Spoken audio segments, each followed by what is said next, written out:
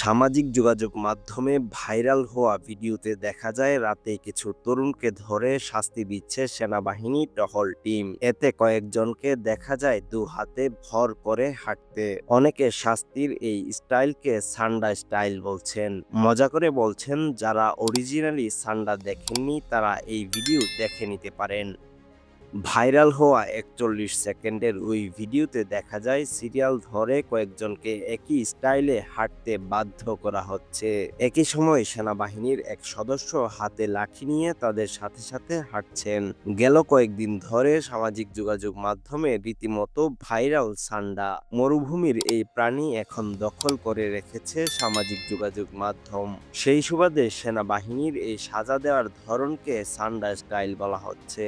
তবে এই ভিডিও কোথা থেকে ধারণ করা বা কবে ধারণ করা সে সম্পর্কে বিস্তারিত কিছুই জানা যায়নি।